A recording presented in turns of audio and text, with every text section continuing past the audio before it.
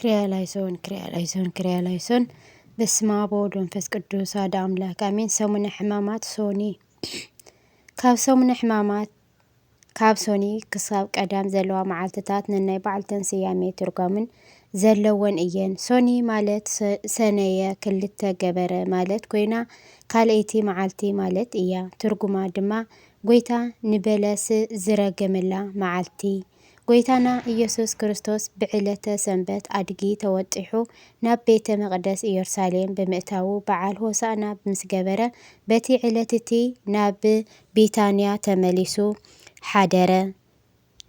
ንጽባሒትኡ ንጉሆ ማለት ሶኒ ከም ብሓዱሽ ናብ ኢየሩሳሌም ተመለሰ።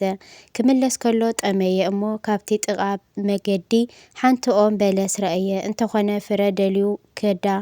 ፍረ ደልዩ ኸዳ ንሳ ግና ቆጽሊ እምበር ፍረ ኣይነበራን። ንሓዋሩ ካባኺ ፍረ ኣይረኸብ ኢሉ ረገማ። እታ በለስ ከዓ ነቐጸት። ማቴዎስ ምዕራፍ 21 ካብ ፍቕዲ 18 ክሳብ ፍቕዲ 21። ማቴዎስ ብወንጌሉ ብዛዕባ ምንቃጽ ናይዛ በለስ ክዛረብ ከሎ እታ መዓልቲ ሶኒ ከም ዝኾነት እንትነግረና ማርቆስ ግና ሰሉስ ከም ዝኾነት ይገልጽ። እዚ ከመይ እዩ እንተበልና ማቴዎስ እታ በለስ ሶኒ ተረጊማ ምንቃጽ ስለ ዝጀመረት ሶኒ በለ። ማቴዎስ 21 ፍቕዲ 19። ማርቆስ ድማ ጎይታ ምስ ደቀ መዛሙርቱ ሶኒ ንጉሆ በቲ መንገዲ ክምለስ ከለዉ ካብ ሱራ ነቒጻ ስለ ዝረአይዋ ሰሉስ ከም ዝነቐጸት ገይሩ ጸሓፈ። ምኽንያቱ ዑደት ሆሳእና ሰንበት እሁድ ስለ ዝነበረ እዩ። ዮሃንስ ምዕራፍ 12 ካብ ፍቕዲ 1 ክሳብ ፍቕዲ 3። ማርቆስ ወንጌላዊ እታ በለስ ንምንታይ ነቒጻ ብዘይፍረ ከም ዝተረኸበት እንትነግረና እስመ ኢኮነ ግዜሁ ለበለስ በለስ ዝፈርየሉ ጊዜ ስለ ዘይነበረ ብምባል ይገልጸልና። ማርቆስ ምዕራፍ 11 ፍቕዲ 13። ዮሃንስ አፈወርቂ ድማ እስመ መዋእለ ክረምቲ ውእቱ ጊዜኡ ክረምቲ ስለ ዝነበረ እዩ ይብል። መጽሓፍ ግብረ ሕማማት እታ በለስ ፍረ እተፍረየሉ ጊዜ ተዘይኮይኑ ደኣ ንምንታይ ጎይታ ፍረ ደልዩ ናብኣ ከደ? ኣቐዲሙ ስለ ዘይፈልጥ ድዩ ወይስ ምኽንያት ነይርዎ እንተይልና ሊቃውንቲ 3 ምኽንያት የቕርቡ። ቀዳማይ ምኽንያት ስጋ ምውሃዱ ንምግላጽ። ኢየሱስ ኩሉ ዝፈልጥ ኣምላኽ ጥራይ እንተዘይኮነስ ሕቡእ ዘይፈልጥ ናይ ስጋ ባህሪ ከም ዝተዋሃደ ክምህር ኢሉ እምበር ንሱ ኣቐዲሙ ንነገራት ዘይፈልጥ ኮይኑ ኣይነበረን። ሕሙስ ቅዱስ ቄርሎስ ሃይማኖተ ኣበው 75 ፍቕዲ 3 79 ፍቕዲ 32። ካልኣይ በለስ ናይ እስራኤል ምሳሌ እያ። ኣብ መጽሓፍ ቅዱስ ኦም በለስ ናብ ቤተ እስራኤል ምሳሌ ምዃኑ ይዝከር። ኢሳይያስ ምዕራፍ 5 ካብ ፍቕዲ 1 ክሳብ ፍቕዲ 7። ሉቃስ ምዕራፍ 13 ካብ ፍቕዲ 6 ክሳብ ፍቕዲ 9። ስለዚ ድማ እታ ደረቓ ዝተረኸበት በለስ ናይ እስራኤላውያን ምሳሌ እንትኸውን በዚ ድማ ጎይታ ኢየሱስ ክርስቶስ ካብታ በለስ ፍረ ክረኽበላ ከም ዝኸደ ከምኡ ካብ እስራኤል ናብ እምነትን ግብርን ፍረ ደልዩ ከም ዝኸደ የረድእ። ነገር ግን እስራኤል ካብ ናይ እምነትን ምግባርን ፍረ ደሪቖም ከም ዝተረኸቡ ዘረድእ መልእኽቲ እዩ። ሳልሳይ እታ በለስ ናይ ሓጢኣት ምሳሌ እያ። ጎይታ ብስጋ ማርያም ናብዛ ዓለም ቅድሚ ምምጽኡ ሓጢኣት ኣብዚ ዓለም ሰልጢና ረአያ።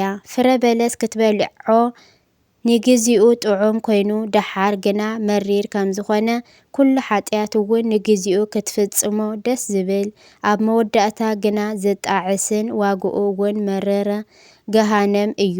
ጎይታ ስጋና ተዋሂዱ ናብ ምድሪ ምስ መጸ ግን ኣብ ልዕሌና ሰልጢኖም ዝነበሩ ሓይልታት ሓጢኣትን ኣጋንንትን ስዒሩ ዝተገረፈ ጸጋና እውን መሊሱልና እዩ። በዚ ኣንጻር ጎይታ ኣብታ በለስ ፍረ ደልዩ ከም ዘይረኸበላ ደጊሙ ንዘለኣለም ፍረ ኣይረኸብኪ ከም ዝበላ ከምኡ ንሓጥኣን እውን ንዘለኣለም ካብ ባህሪ ስልጣን ንኸይህልዋ ገይሩ ከም ዝረገማ ንምርዳእ ናብታ በለስ ከደ።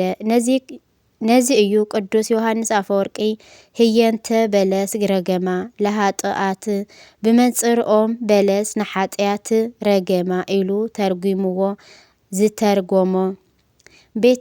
ቤት መቕደስ ዘንጽህላ መዓልቲ ሶኒ ጎይታና መድኃኒና ኢየሱስ ክርስቶስ በዓለ ሆሳዕና ብዝማሬ ምስ ኣኽበራ ብቐጥታ ናብታ ቤት መቕደስ ኣተወ።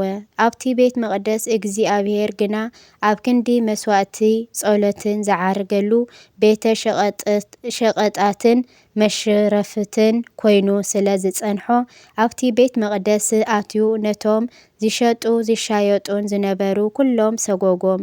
ጠረጴዛታት መሽረፈትን መናብር ሸየጥቲ ርግቢ እውን ገልበጠ። ቤተይ ቤት ጸሎት ክበሃል እዩ ዝብል ጽሑፍ ኣሎ። ንስኻትኩም ግና በዓልቲ ጎሓሉን ገበርኩምጎ ብምባል ድማ ገሰጾም። ማቴዎስ ምዕራፍ 21 ካብ ፍቕዲ 12 ክሳብ ፍቕዲ 17 ማርቆስ ምዕራፍ 11 ካብ ፍቕዲ 15 ክሳብ 19 ሉቃስ 19 ካብ ፍቕዲ 48 ክሳብ 48 ዮሃንስ ምዕራፍ 2 ካብ ፍቕዲ 13 ክሳብ ፍቕዲ 22 ንኹሉ እቲ መሻየጢ ሰደቓታቶም ገላቢጡ ንዕዳግኦም በቲኑ ብጭጉራፍ ገይሩ ሰጎጎም። ስለዚ እዛ መዓልቲ እዚኣ ጎይታና መድኃኒና ኢየሱስ ክርስቶስ ንቤተ መቕደስ ዘንጽህላ ዕለት ስለ ዝኾነት ንሕና ኩላትና ቤተ መቕደስ ምዃንና ፈሊጥና ንቤተ መቕደስ ሰብነትና ካብ ጸሎትን ምስጋናን ወጻኢ ዘርአውነትን ንክፍኣትን ሓሳባት ስጋና ዓለም ንኽነጽሪ እንምከረላ መዓልቲ እያ። አሚን። ስለ ቃሉ ናይ ቃሉ ባዕል እግዚአብሔር አምላኽና ይኽበር ይመስገን። ሰናይ ቅንያተ ሰሙነ ሕማማት ይኾን ጽባሕ ናይ ሶሎስ ሒዝና ክንመጽእና እስካብ ጽባሕ ድሓን ቅንዩ